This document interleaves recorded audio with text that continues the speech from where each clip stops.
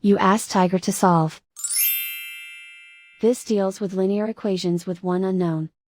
The final result is c equals 3. Let's solve it step by step. Swap sides.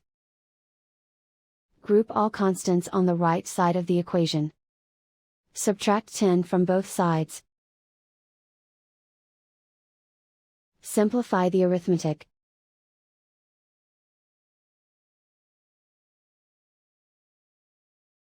Isolate the c. Divide both sides by 3. Simplify the fraction. Find the greatest common factor of the numerator and denominator. Factor out and cancel the greatest common factor. And so the final result is c equals 3.